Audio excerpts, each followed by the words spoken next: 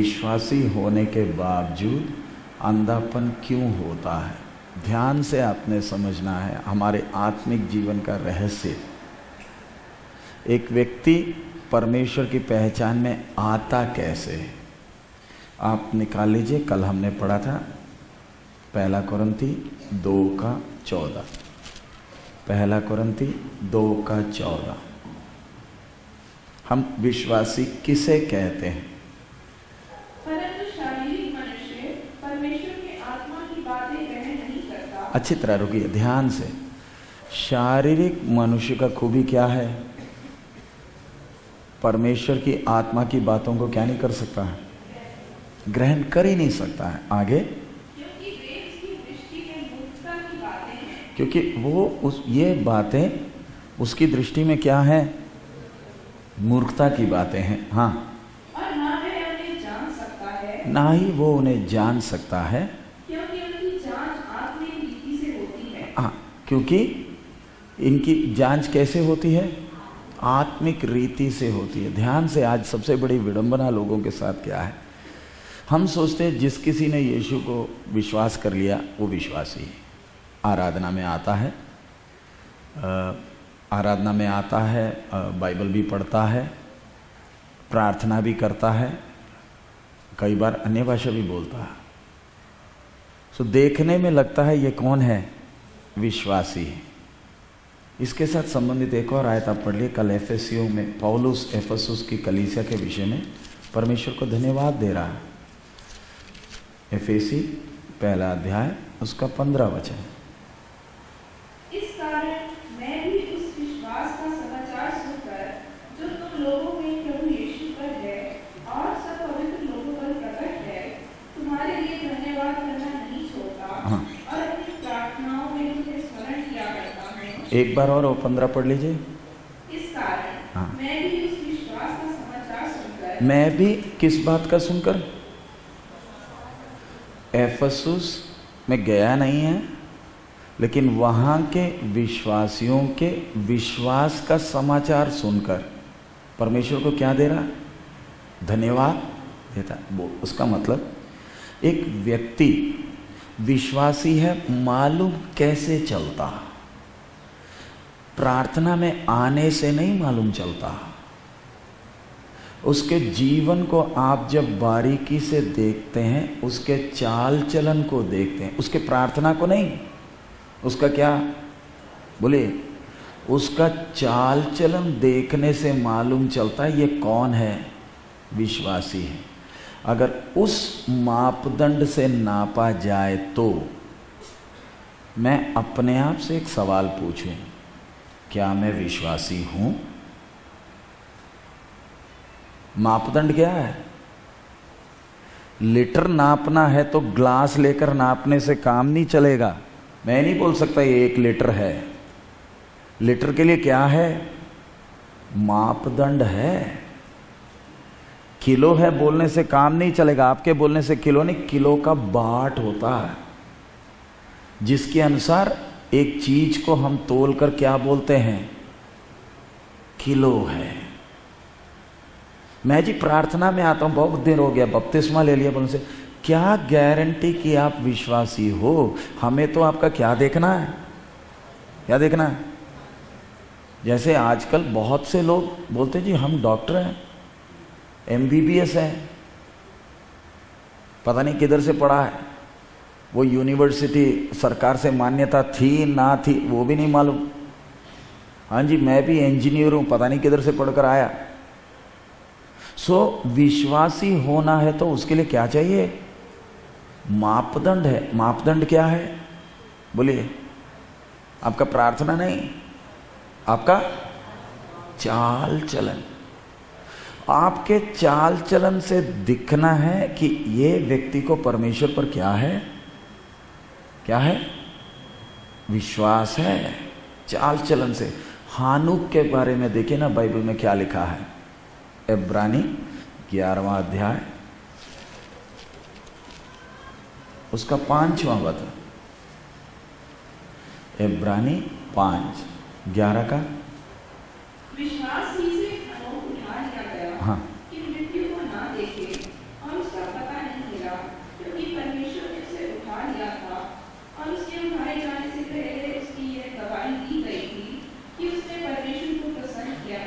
उसके उठा लिए जाने के पहले क्या लिखा है उधर भाई? वचन क्या लिख रहा है? उसकी हानुक गवाही नहीं दे रहा। हानुक के बारे में गवाही दी गई थी कि इसने परमेश्वर को क्या किया? प्रसन्न किया। सो मेरे से परमेश्वर प्रसन्न है, उसका प्रमाण क्या है? मेरे बोलने से काम नहीं चलेगा, बाहर दिखना है। आज ज्यादातर लोगों के साथ क्या है? मैं बोलता हूं मैं विश्वासी हूं, मैं बोलता हूं मेरे साथ परमेश्वर है, सबूत भी तो दीजिए। आपके बोलने से थोड़ी काम चलेगा। हमें तो क्या चाहिए? प्रमाण चाहिए। अब आप प्रभु के दास है, बोलने से काम नहीं चलेगा।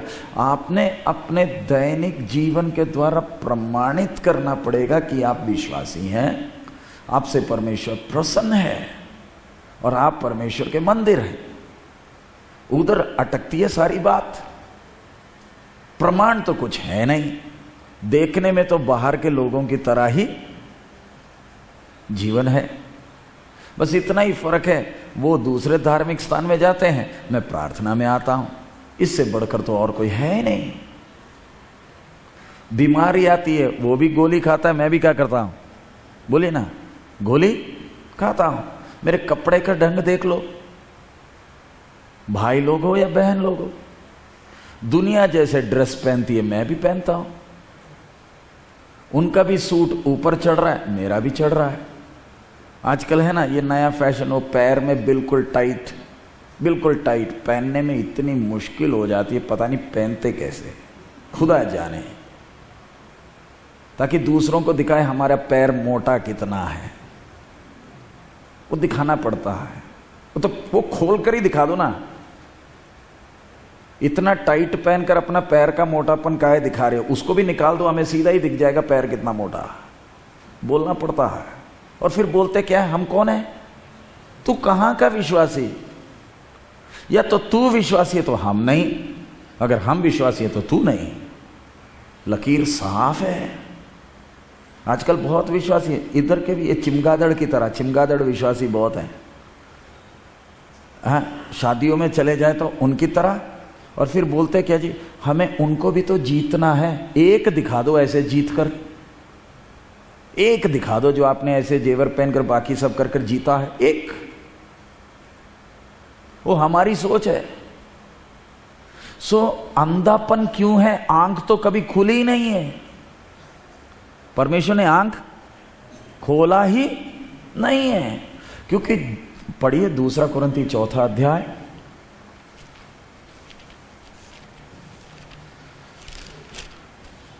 चार का 6।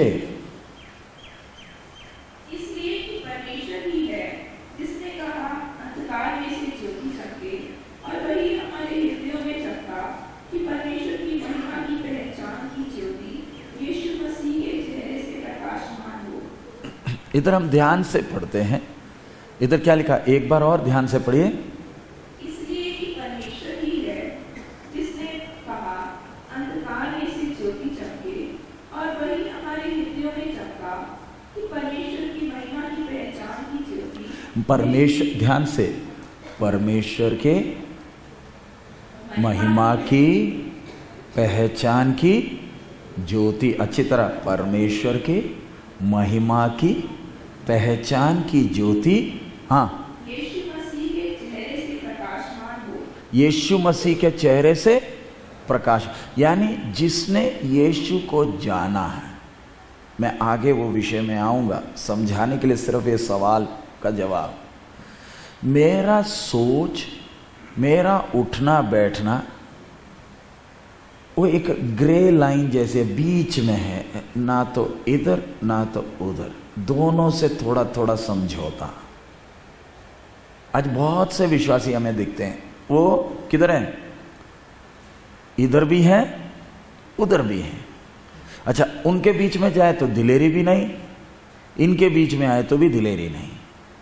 ऐसा क्यों है? स्पष्ट है इनके जीवन में क्या नहीं हुआ है। वो ज्योति चमका ही नहीं। और जैसे हमने कल सीखा है, परमेश्वर ने वो प्रकाश देना है, हमारे बोलने से नहीं होता। हम किसी को समझा बुझाकर परमेश्वर के पास नहीं ला सकते, उसके सवालों के जवाब देकर परमेश्वर के पास नहीं ला सकते। ये पूरा का पूरा काम, एक व्यक्ति ने प्रभु के पास आने तो पूरा का पूरा काम करता कौन है? परमेश्वर ही करता है। अंधकार भरी उस जीवन के ऊपर परमेश्वर क्या चमकाता है? रोशनी चमकाता है। अंधेरे में चलने वाले में और रोशनी में चलने वाले में कोई फर्क है नहीं है? हाँ जी, फर्क है नहीं है? कितना फर्क है। आज आप बहुत से विश्वासियों को देखो, जैसे सच बोलते हैं वैसे झूठ भी बोलते हैं। उनको तो झूठ बोलने में थोड़ा सा भी क्या नहीं है, ऐसे ही बोलते जैसे कि सच बोल रहे हैं, आंख में आंख मिलाकर बोल देते हैं। ताज्जुब होता है, ये विश्वासी है। आंख में आंख मिलाकर सीधा बोल देते, जी हमने तो ऐसे कभी किया ही। और साधारण व्यक्ति, खास करके बॉडी लैंग्वेज जानने वाला व्यक्ति, आप जब झूठ बोलते हैं ना, आदमी हो तो ये फूलता है ये चीज। लड़का झूठ बोलता है तो हाथ पीछे करता है, लड़की झूठ बोलती है तो हाथ ऐसे करती है। उसको आत्मा में पहचानने का जरूरत नहीं, खुला बॉडी लैंग्वेज बता देता है तू क्या बोल रहा है। फिर भी आंख में आंख मिला हुआ, तेरा ये तो फूल रहा है बाबू, हमें तो दिख रहा है ये फूल रहा है, तो फिर भी तू आंख में आंख मिलाकर क्या बोल रहा है? झूठ। और तेरे को शर्म नहीं आ रही? यानी ये चीज क्या है?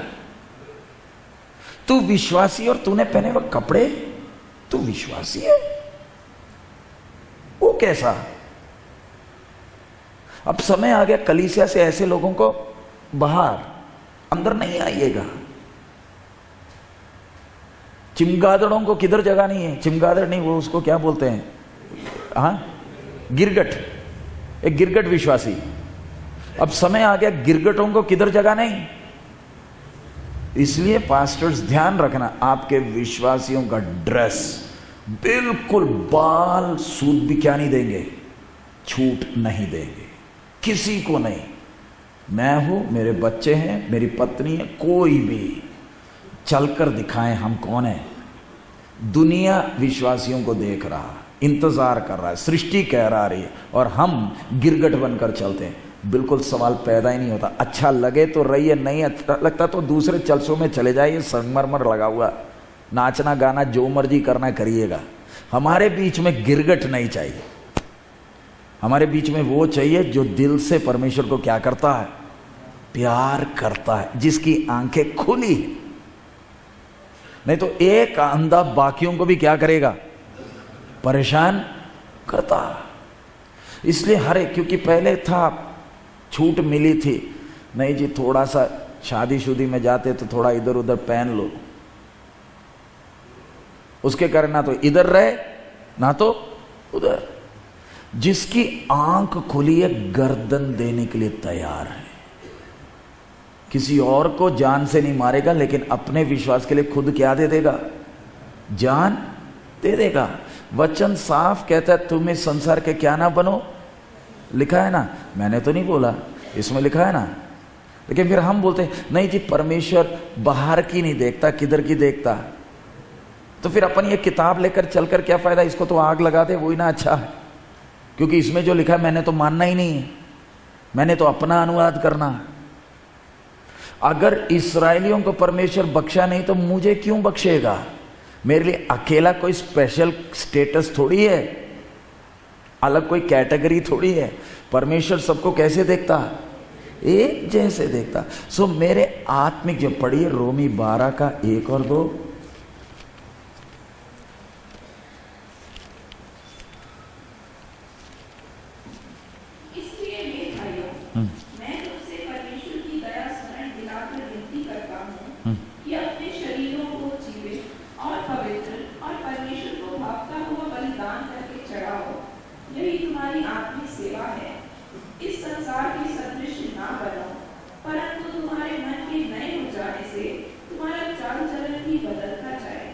जिससे तुम परमेश्वर की भली और भावनी और करते जाओ। तुम्हारा मन का क्या हो जाने से?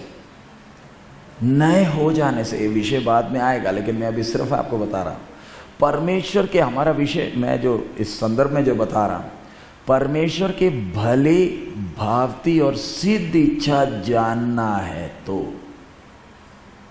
किसके सदृश नहीं होना? संसार के सदृश नहीं होना, बिल्कुल नहीं। तभी हम क्या जान पाएंगे? परमेश्वर के भली भावती सिद्ध इच्छा। कैसे जानना है? अनुभव से जानते जाओ। आपको परमेश्वर की इच्छा किसी और ने नहीं बताना, आपको खुद ही परमेश्वर की भली सिद्ध इच्छा मालूम चल जाना चाहिए। वो चल जाना है तो आपको क्या करना पड़ेगा? ये संसार के क्या नहीं होना? सदृश नहीं होना। अगर आपने परमेश्वर की इच्छा को क्या करना? आज ज्यादातर दिक्कत क्या है? चलते तो टेढ़े मेढ़े हैं, फिर पास्टर के पास आकर पूछते जी परमेश्वर की इच्छा क्या है। हम कैसे आपको बताएं परमेश्वर की इच्छा आपके विषय में क्या है? क्या है हम थोड़ी बता सकते हैं, आपको परमेश्वर खुद बताएगा। हमारा विषय, हमारा जिम्मेवारी क्या है? आपको क्या सिखाएं? बोलिए, क्या सिखाना? हमारा काम वचन सिखाना है। हमारा काम ये नहीं है कि परमेश्वर की सिद्ध इच्छा आपको बताएं आपके जीवन के प्रति, वो तो आपको खुद जानना है। समझ में आ रहा? हमारा काम है आपको क्या खिलाएं? परमेश्वर का वचन खिलाएं, ताकि आप इस वचन को समझकर आपने इस वचन के अनुसार चलना है, ताकि आप खुद अनुभव से परमेश्वर की भली और भावती और सिद्ध इच्छा को क्या करें? जाने। लेकिन आप नहीं चलेंगे तो मेरे पास आकर सिद्ध इच्छा पूछेंगे तो मेरे को थोड़ी मालूम है आपके जीवन के प्रति सिद्ध इच्छा क्या है। नहीं जी, हम आपको प्रभु का महान दास मानेंगे अगर आप मेरे जीवन का परमेश्वर की इच्छा बता दोगे। हमारा मापदंड वो है। वो प्रभु का दास है ना, सब कुछ बता देता है, इसलिए वो बड़ा दास है। आजकल दास भी बड़े हो गए। मैं आपको एक अच्छा प्रभु का दास तभी मानूंगा अगर आप मेरे जीवन के प्रति क्या बता दोगे? परमेश्वर की इच्छा बता दोगे। यानी आपने खुद ही लीटर का नाप आपने खुद ही बना लिया है क्या? अच्छी तरह समझना, परमेश्वर की सिद्ध इच्छा आपके जीवन के प्रति परमेश्वर मुझे नहीं बताएगा, किसको बताएगा? किसको? हाँ जी, आपको बात बताएगा, मुझे थोड़ी बताएगा। आजकल बहुत लोगों ने प्रभु के दासों को क्या बना रखा? ये ज्योतिष बता दीजिए प्रभु की इच्छा है या नहीं। भैया हमारे पास नहीं आइएगा ये चीजों के लिए। परमेश्वर जो आपके साथ है, आप उसके मंदिर हो, वो जीवता है, वो बात करता है, वो आपके अंदर वास करता है। उसने आपको क्या भी दिया? एक तो आपके अंदर है, आपकी बुद्धि को खोल दिया है, 66 किताबें आपको दिया है, लिखने वाला आपके साथ है। कौन सी भाषा में दिया? बोलिए, सबके पास बाइबल है ना? हाथ ऊपर करो, किस किस के पास है? सबके पास है ना? तो फिर आप हमसे इच्छा पूछने आओगे? हाँ जी, दिया ना सबके पास? नहीं है तो बाहर से खरीद लीजिए, हिंदी में मिल जाएगा, नहीं और कोई भाषा में चाहिए और भी मिल जाएगा। सो जब आपके पास बाइबल है, लिखने वाला आपके साथ है, और इसमें लिखा भी है कि आपको वो अपनी इच्छा बताएगा, तो कृपया कर किसके पास ना आए? हमारे पास ना आए प्रभु की इच्छा जानने के लिए। आपको इच्छा मालूम क्यों नहीं चल रहा? क्यों नहीं चल रहा? बीमारी कौन सी है? आप बोलिए, आप परमेश्वर की इच्छा क्यों नहीं जान पा रहे? मैं पुराने विश्वासियों के लिए क्लास होने के कारण बोल रहा हूं। आप परमेश्वर की इच्छा जान क्यों नहीं पा रहे? बोलिए, कारण क्या है? हाँ जी, बहन लोग बोलिए, क्यों नहीं जान पा रहे? पढ़े हैं ना वचन, क्यों नहीं जान पा रहे? हम किसके सदृश हैं? संसार के सदृश होने के कारण परमेश्वर की भली भावती सिद्ध इच्छा हमें मालूम नहीं कर रहे। तो हम क्या करें? साफ लिखा है, तुम्हारे मन के नए हो जाने से मैंने संसार के चाल नहीं चलना। सो हम अंधे क्यों हैं? अंधापन क्यों होता है? शायद परमेश्वर ने कभी आंख खोला ही नहीं। कईयों को लुढ़कते हुए देखते हुए हैरानी होती है, ऐसे कैसे? एक जमाना था आत्मिक लड़ाई करते थे, आपको मालूम है ना लड़ने वाले आजकल किधर पहुंच गए। बड़े तेज धमाके से लड़ते थे, उनको देखकर ऐसे लगता था कि वही लड़ते, बाकी सारे फालतू हैं। आज किधर? आत्मिक जीवन है, ये भावुक होकर नहीं चली। आज बहुत से लोग भावुक हैं, आत्मिक नहीं। परमेश्वर के साथ आप भावना में नहीं चल सकते। आपको कैसे चलना है? आत्मिक बातें किसको ही मालूम चलेगी? वही आयत पढ़ लीजिए जो हमने पहले पढ़ा था, 1 कुरिन्थी 2:14।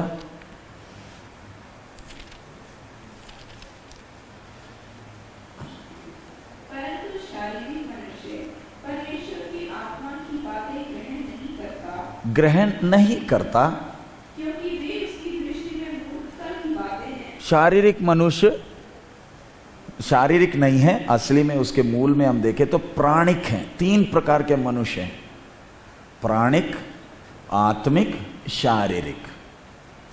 प्राणिक क्या है? जो नॉर्मल परमेश्वर ने जैसे बनाया मनुष्य, प्राणिक है। आत्मिक क्या है? जिसकी आत्मिक आंखें खुल गई। नंबर 3 शारीरिक, जिसकी आत्मिक आंखें खुली हैं लेकिन फिर भी संसार की अभिलाषाओं के अनुसार वो चलता। समझाने के लिए सिर्फ एक उदाहरण, मेरे पास सामने एक मॉनिटर है, मैं चाहता हूं इसमें आज तक देखूं। आज तक मालूम है ना क्या चीज़ है? हाँ जी, न्यूज़ चैनल है ना। मैं आज तक या तो डिस्कवरी मैं भी इसमें देखूं। आपके घर में चलता तो इसमें भी चलना चाहिए। चलेगा इसमें? हाँ जी चलेगा। हाँ, मैंने इसी मॉनिटर को रखा, एक तार प्लग में लगा दिया, चलेगा? आज तक दिखेगा? मुझे गुस्सा भी आ रहा है, अरे उनके घर में आज तक दिखता है, वो भी ऐसा है, मेरे में क्यों नहीं दिख रहा? बाबू, उसके लिए घर के बाहर एक एंटीना भी लगा है ना, डिश लगा है ना।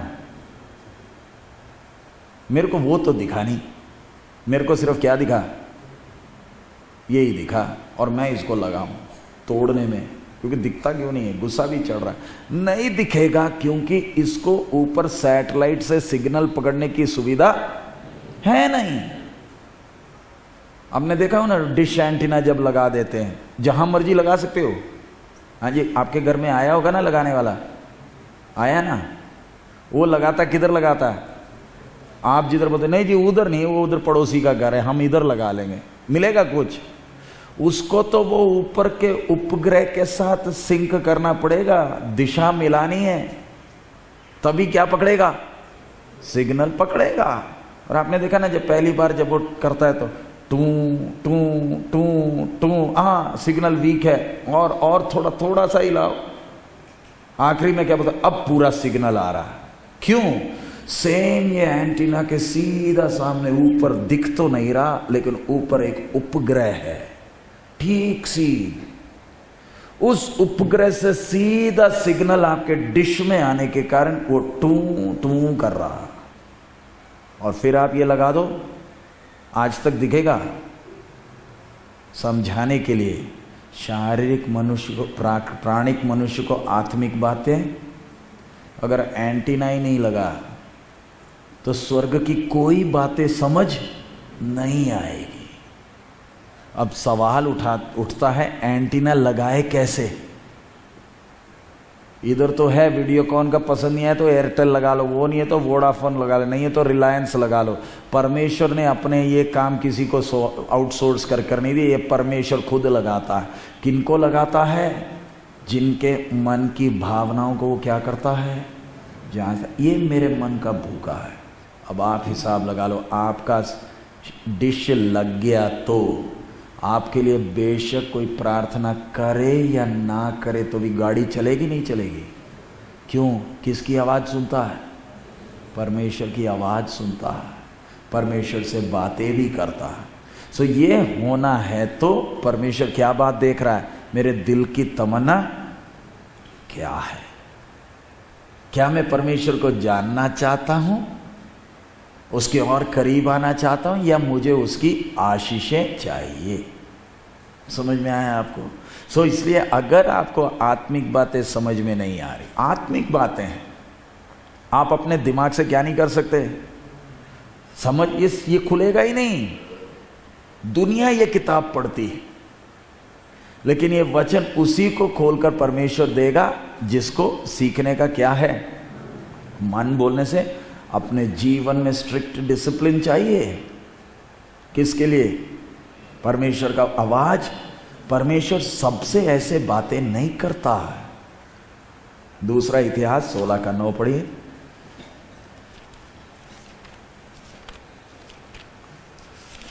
दूसरा इतिहास 16:9। देख, यहोवा की दृष्टि सारी पृथ्वी पर इसलिए फिरती रहती है कि जिनका मन उसकी ओर निष्कपट है, उसकी सहायता में वह अपनी सामर्थ्य दिखाए। तूने यह काम मूर्खता से किया है, इसलिए अब से तू लड़ाइयों में फंसा रहेगा। हाँ, दोबारा पढ़िए 9।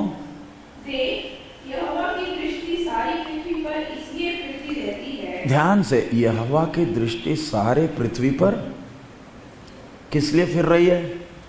आगे, कि जिनका मन उसकी ओर निष्कपट है। जिसका मन उसकी ओर निष्कपट है, उनको, हाँ, उनकी सहायता में वह अपनी सामर्थ्य दिखाए।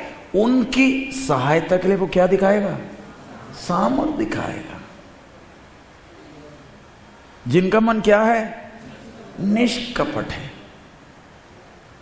आजकल ऐसी ऐसी बीमारियां आ गई, डॉक्टर भी परेशान है। बाहर से देखने से तो पीलिया लगता है, लेकिन ये पीलिया है नहीं, ये चीज कुछ और है। डॉक्टर लोगों को मानना पड़ेगा, कितना सिर खपाते, खून टेस्ट क्या क्या नहीं करते, वो बीमारी चीज क्या है मालूम करने के लिए कितने करोड़ों पैसे लगाते हैं। डॉक्टरों को छोड़िए, आज विश्वासियों को भी ऐसी ऐसी बीमारी लगी, देखने में तो मालूम ही नहीं चलता ये बीमार है। अब आपने देखा है ना, शराब पीने वाले और नशा करने वाले में फर्क है। हाँ जी, फर्क है। शराबी का तो सूंघ से ही मालूम चल जाता है ये क्या है। हाँ, ये अगली अलग दुनिया में है, क्योंकि क्या आ रहा है। लेकिन नशा करने वाले से बदबू आती है। हाँ जी, देखने से बिल्कुल ठीक लगता है, लेकिन इसके कुछ हरकत देखकर, अभी आज न्यूज़पेपर में आया, अमेरिका में एक आदमी मैरिजुआना का नशा कर कर, ये अमेरिका में मैरिजुआना कुल आप खा सकते हैं, ले सकते हैं, वो चांद को गोली मार रहा है। क्या कर रहा है? चांद को गोली मार रहा है। आज के पेपर में, न्यूज़ पे में, आज तक में आया। उसकी पत्नी परेशान होकर पुलिस को बुलाई, पुलिस ने आया तो भी पुलिस से भी लड़ रहा है, बोलता नहीं उसको गोली मार कर ही छोड़ूंगा। ऐसे बहुत से विश्वासी, कुछ ना कुछ टोन है। इसकी आंखें जरा देखो, बदबू तो नहीं आ रही, लेकिन इसका, हाँ, इसके हाथ देखो ना, इसके आंख देखो ना, कुछ ना कुछ इसने लिया। इसी तरह है विश्वासी, बोलता है दिल का सच्चा है ना, कुछ ना कुछ दाल में काला है। देखने में बिल्कुल कैसे लगता है? सच्चा लगता है। होते ना कई लोग बहुत नम्र हैं, बहुत नम्र हैं, और हाथ मिलाएंगे तो भी बड़ा बड़ा झुककर, हाँ, थोड़ा बचकर रहना। ये जो झुकते हैं ना, ये आपकी एड़ी पकड़ने के लिए। ये नम्र नहीं है, ये नम्रता का नाटक करता है। इसी तरह बहुत तेरे प्रभु के सामने भी, प्रभु मैं तो तेरे को प्यार करता। प्रभु बोलता, हाँ मुझे मालूम है तू मुझे कितना प्यार करता है, मुझे मालूम है। तेरे को तो वचन पढ़ने के लिए टाइम ही नहीं है, और फिर भी क्या बोल रहा है? मैं तेरे को क्या करता हूं? प्यार करता हूं। तेरे चाल चलन को देख, तू मुझे प्यार करता है, तू दिल का सच्चा है तो अंदर और बाहर में कोई क्या नहीं होगा, क्लैश नहीं होगा। हमारे अंदर कुछ, बाहर कुछ है। सच है, अंदर से कुछ और बाहर से। और फिर प्रभु मैं तो तुझे प्यार करता हूं, रोते हुए। जो प्यार करता है ना वो बोलता नहीं है। जो बोलते हैं ना प्रभु मैं तुझे प्यार करता हूं, उसी से मालूम चल जाता है ये क्या नहीं करता, ये प्यार करता नहीं है। इसकी चाल चलन से मालूम चल जाता है ये प्रभु को क्या करता है, प्यार करता है। इसलिए परमेश्वर किनको ढूंढ कर चल रहा है, जो दिल के क्या है, क्या है, जिनका मन, शब्द क्या है, निष्कपट है। निष्कपट का मतलब अंदर कुछ और बाहर कुछ नहीं, एक ही है। दिल के सच्चे, भरोसेमंद है, कुछ भी बोलो ना भरोसा किया जा सकता है। नहीं तो हम इतने चतुर है, घुमा फिरा कर सीधा तो जाएंगे नहीं। रिंग रोड ली, फिर अगली गली पकड़ी, फिर उधर से अगली गली पकड़ी, ऐसे घुमा फिरा कर हम क्या करते हैं, बातें करते हैं। हम क्यों दो रंगी चाल चलते हैं? सच्चे मन से चलिए ना, परमेश्वर की आशीष होगी, परमेश्वर बातें करेगा। सो उसके लिए मैंने और आपने अपने आप को जांच कर देखना, क्या मैं परमेश्वर का भूखा हूं? पढ़िए भजन संहिता 42 का 1 और 2। भजन संहिता 42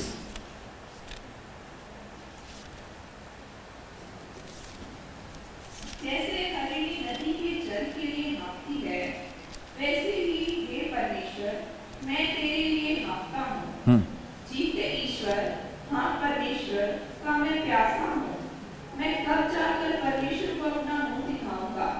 इधर लिखा है जैसे हिरनी के लिए क्या, हिरनी जल के लिए क्या करती है, हाँफती है।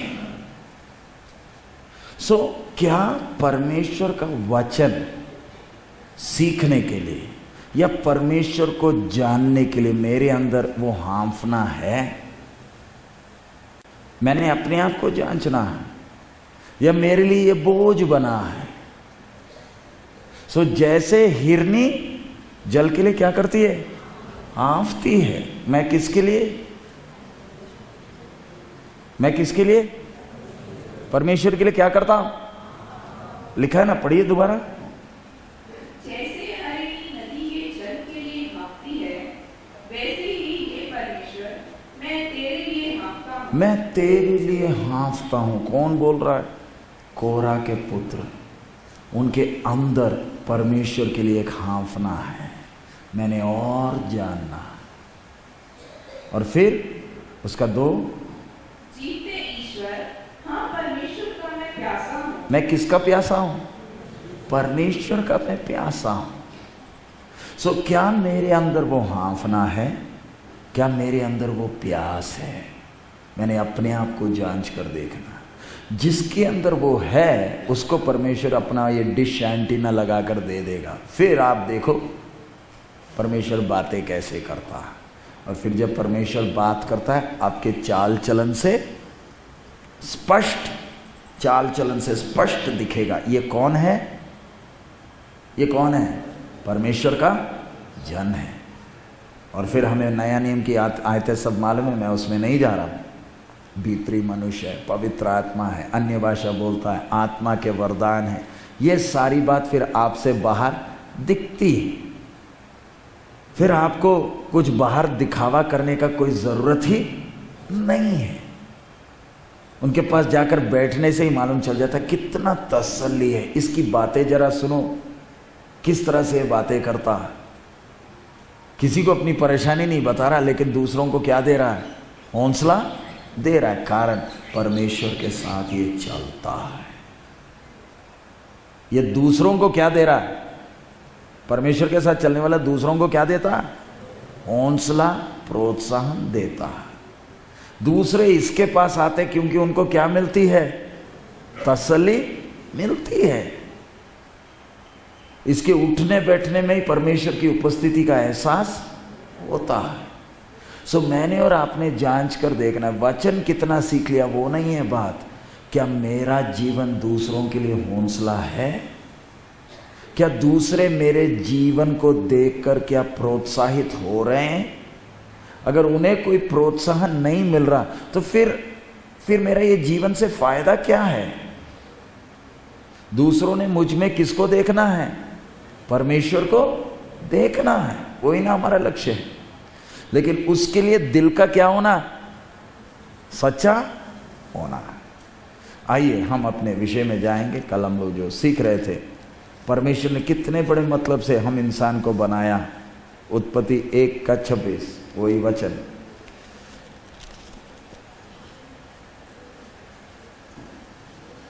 फिर परमेश्वर ने कहा, हम मनुष्य को अपने स्वरूप के अनुसार अपनी समानता में बनाएं। हाँ, इधर अब उसमें जाने के पहले कल हमने सीखा हुआ विषय में आप लोग जो नोट्स लिख रहे हैं आप लोग चेक कर सकते हैं क्रम अनुसार हम जो देखे हैं।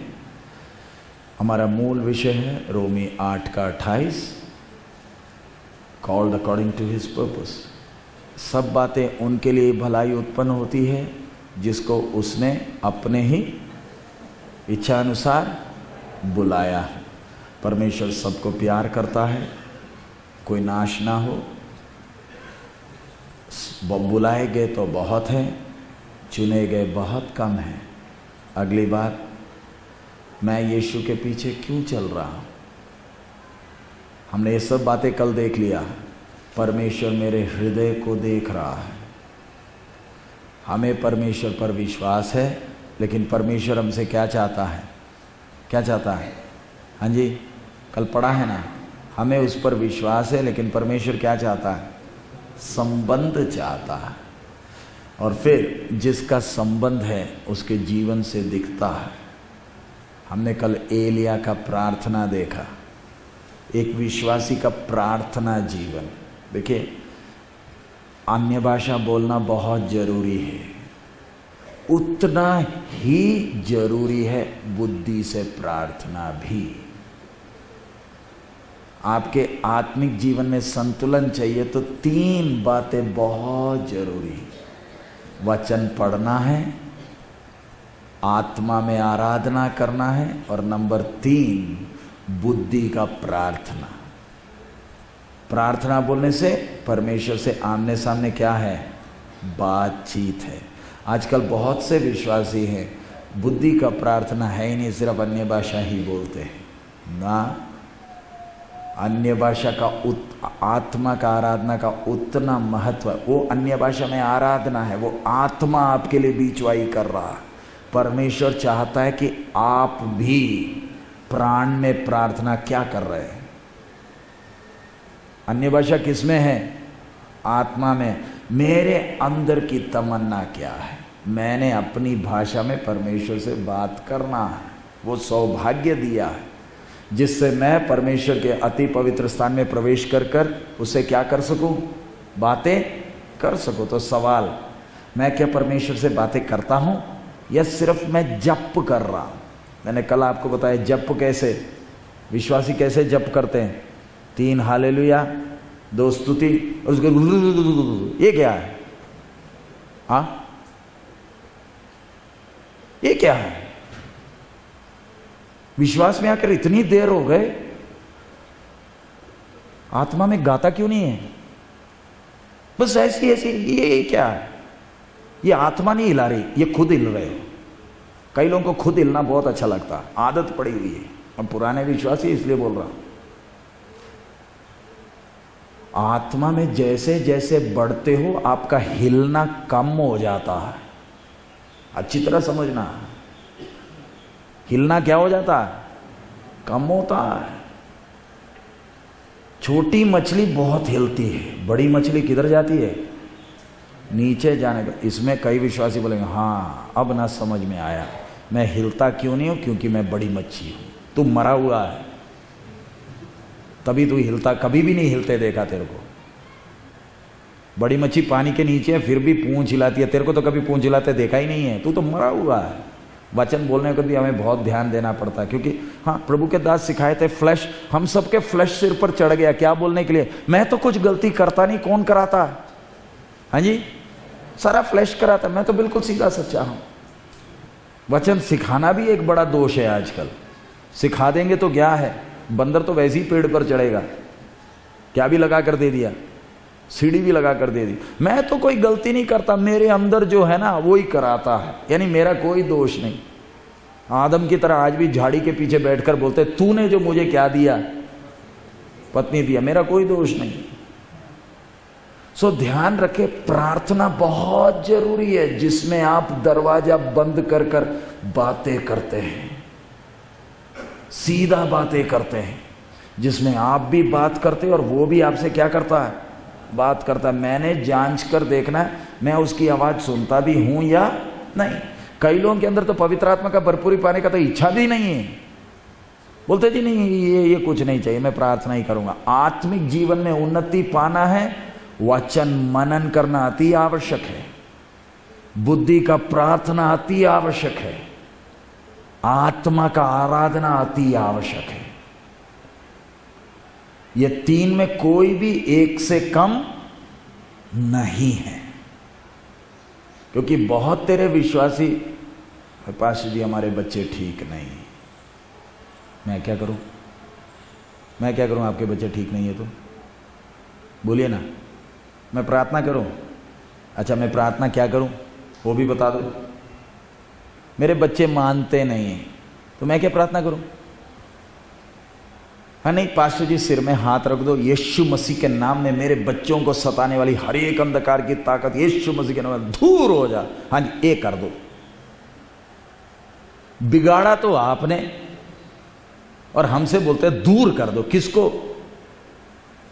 और सच में अगर प्रार्थना सही में हो जाए तो आप तो मरकर गिर जाओगे, क्योंकि अंधकार की बंधन तो आप ही हो।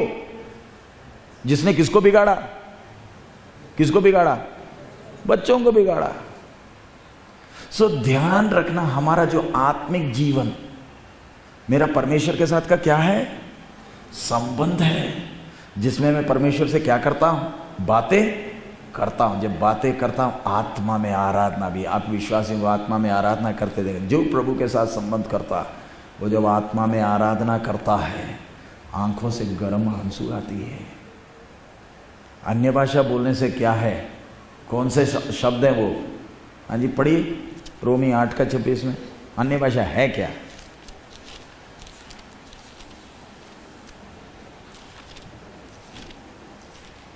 इसी रीति से आत्मा भी हमारी दुर्बलता में सहायता करता है, क्योंकि हम नहीं चाहते कि प्रार्थना किस रीति से करना चाहिए, परंतु आत्मा आप ही ऐसी आहें भर भर कर। अन्य भाषा क्या है? आहें भरना है, जो बयान से बाहर है। अब जब ये मैं बोला तो बड़े आराम से आपके मन में आएगा, तभी ना उसकी अन्य भाषा सुनकर मुझे खुंदक होती है। काहे आप दूसरे की अन्य भाषा पर तुले हो? आपकी खुद की अन्य भाषा कैसे है? आहें भरते हो। कई लोग बड़े पास्टर जी प्रार्थना करता, मेरा ध्यान आगे पीछे चले जाता है। हमें भी समझ में नहीं आता, हम भी आपकी शक्ल देखकर बोलते ऐसे कैसे ध्यान चले जाता? ध्यान जा क्यों रहा है? क्योंकि अंदर से मन ही लगाकर आप कर नहीं रहे हैं। गाड़ी चलाना है तो भी मोबाइल हाथ में लोगे तो किसी को जाकर मारोगे। फोन चलाकर गाड़ी चलाया नहीं जाता। लेकिन हम मालूम कैसे चतुर है, सोचते कुछ है, हम घर का सब्जी याद कर रहे हैं लेकिन मुंह से क्या चल रहा है? अन्य भाषा चल रहा है। वो अन्य भाषा नहीं है, रटाया हुआ कुछ है। परमेश्वर की उपस्थिति एहसास करने वाला आहें भरता है। वो आहें भरना है सही अन्य भाषा। आहें भरने वक्त ध्यान कहीं नहीं जाएगा, आंखों से आंसू आएगा। और फिर जरूरत पड़ने वक्त परमेश्वर की आत्मा हिलाता भी है, वो देखने में लगता। कईयों को है अन्य भाषा बोलना तो ताली बजाना बहुत जरूरी है। क्या ताली बजाए बिना आत्मा में आराधना नहीं हो सकता? बोलिए, हो सकता है? हम लोग तो पड़ोसियों के भी नाक में दम फूंक कर बैठे। हमारी अन्य भाषा में आवाज कम है, आवाज ज्यादा किसमें? हाँ जी, ताली बजाने में। इतनी जोर की तो ताली क्यों बजा रहा है? हाथ को डिसिप्लिन से रखना है ऐसे और फिर आराधना कर। पुराने विश्वासी इसलिए बोल रहा, एक समय आ जाएगा आपकी आवाज बाहर सुनाई नहीं देना चाहिए। उसके लिए हर एक विश्वासी, इन दिनों में प्रभु के दास लोग इस बात को ध्यान देना, ये जो अन्य भाषा बोलता है क्या है, ये आत्मा में बोल रहा है, ये रटा हुआ बोल रहा है, क्योंकि ये परमेश्वर के साथ का क्या है, संबंध है। कितना बड़ा सौभाग्य, मैं वचन परमेश्वर मुझे खोल कर दे रहा, वचन के द्वारा प्रभु की आत्मा मेरे से बात करती है। तो वचन के द्वारा प्रभु की आत्मा बात करेगी तो फिर फोन उठाकर हेलो हेलो किसी को करने की जरूरत है? हाँ जी, अमन पास्टर को बुलाने की जरूरत है, बेबी दीदी को बुलाने की जरूरत है? हाँ जी बोलिए। हाँ, लेकिन तुरंत किसको बुलाते? कई जगह में तो पास्टर लोगों को भी अच्छा नहीं लगता अगर विश्वासी ना बुलाए, विश्वासी नहीं बुलाएगा तो पादरी बुला देता। ध्यान रखे, ये हमारा किसके साथ का संबंध है? परमेश्वर के साथ का संबंध है, जिसमें मैं वचन खुलकर मिल रहा है, आत्मा में मैं क्या कर रहा हूं, आराधना भी करता हूं, और बुद्धि में क्या भी कर रहा हूं, प्रार्थना भी कर रहा हूं। हमने कल किसकी प्रार्थना देखा? एलिया का प्रार्थना। उसके बाद फिर हमने देखा था हमें मिला वह सबसे बड़ा सौभाग्य, फिर परमेश्वर मुझे इतना प्यार क्यों करता है। कल शाम की सभा में देखा, हमारे दोपहर की सभा में अय्यूब का जीवन हमने देख लिया कि परमेश्वर हमारे दिल के तमन्ना को देखता है। अय्यूब देखने में कितना अच्छा विश्वासी, लेकिन बाद में ना पोल खुली, अय्यूब बोलता मैंने तेरे बारे सुना था, अब मैं तेरे को क्या करता हूँ, देखता हूँ। फिर हमने देखा पर वचन में हमारे जीवन के सारे मुसीबतों का जड़ कौन है? कौन है? परमेश्वर। वो किधर बैठा है? हमारे अंदर। जिसने, जो हमारे अंदर बैठा है उसी ने ना शैतान को बनाया है। पढ़ा था ना कल, हाँ, विपत्ति का रचने वाला, नाश करने के लिए क्या किया? शब्द क्या था? हाँ बोलिए ना, यशायाह 54:16 में क्या लिखा था? नाश करने के लिए, उजाड़ने वाले को मैंने ही बनाया है। उसके बाद फिर हमने देखा है परमेश्वर का सृष्टि। हम आए थे उत्पत्ति 1:26 में कि परमेश्वर मेरे जीवन में इतनी समस्याएं भेज क्यों रहा? क्योंकि उसने मुझे एक बड़े मतलब से क्या किया है?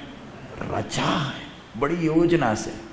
और कल रात के सेशन में हम देख रहे थे किस प्रकार अपने हाथ में क्या ले रहा है, मिट्टी लेकर अपने ही स्वरूप और समानता में हमें शरीर दिया है, प्राण और आत्मा।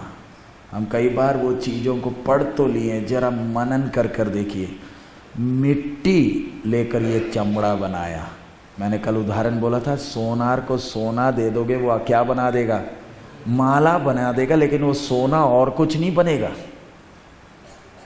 कुम्हार को आप मिट्टी दे दो, मिट्टी से बर्तन बना देगा, लेकिन वो बर्तन मिट्टी ही रहेगी।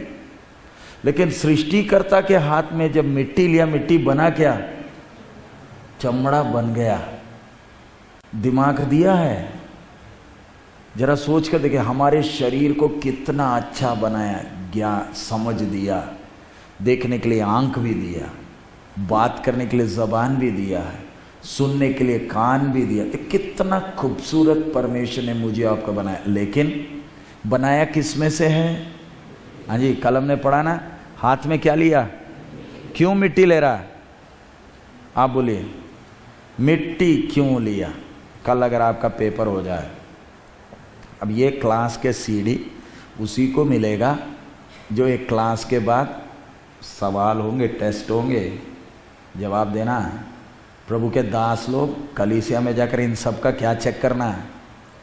टर्न बाय टर्न घर घर जाकर इनके नोट्स चेक करना।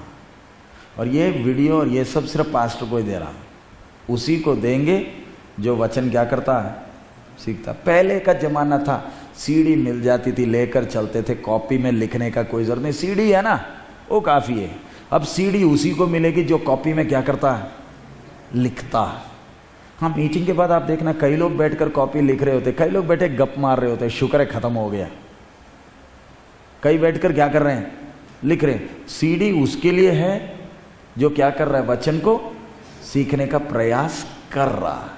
सो इधर आप देखिए, परमेश्वर मिट्टी लेकर उसके अंदर क्या डाला, प्राण और आत्मा। प्राण में क्या क्या डाला है, ये मिट्टी को क्या दिया है, समझ दिया है। कल रात हमने ध्यान दिया, गिरा हुआ आदमी, आज आप देख लीजिए, कैमरा बनाया, हवाई जहाज, ट्रेन, बस, मोबाइल, आप सब आगे पीछे देख लो, किसने बनाया, गिरे हुए आदमी ने, जिसकी समझ क्या हो गई है, भ्रष्ट हो गई। अगर ये गिरा हुआ आदमी इतना कर सकता है तो इसको परमेश्वर ने दी हुई समझ कितनी है। अब इसमें मुख्य बात एक और आता है, हम उठ गए हैं या अभी भी गिरे हुए हैं? बोलिए, हम विश्वासी, हाँ जी, हम विश्वासी अभी भी गिरे हुए हैं। आदम क्या हो गया, गिर गया। आप अभी भी गिरे हैं या उठ चुके हैं? हाँ जी, बोलिए ना।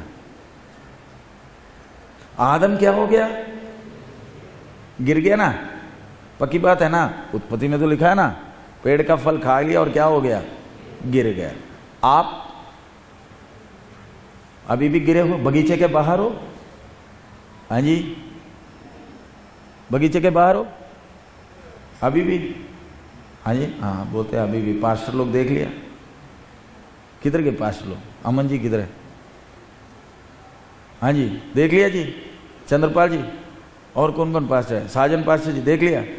विश्वासी हमारे अभी भी किधर है, बगीचे के बाहर। पता नहीं फिर पानी में क्यों डुबकी लगाया था। आदम गिर गया था, आप बोलिए, आप अभी भी गिरे हुए हो? अभी धमकाने के कारण हम अभी भी हम उठ चुके हैं।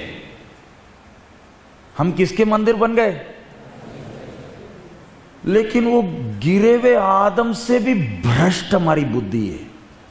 सच है, खाना खाने के लिए जो लाइन लगाते हैं, हाँ जी, मेरा नंबर पहले आ जाए, वो भी विश्वासी हो, पीछे मैं आ गई।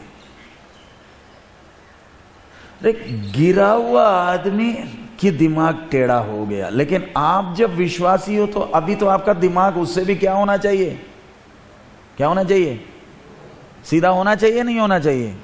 लेकिन हमारी सोच अभी भी कैसे है, हाँ जी, अभी भी हमारी सोच कैसे है, गिरे हुए की तरह ना है। बहाना क्या है अभी,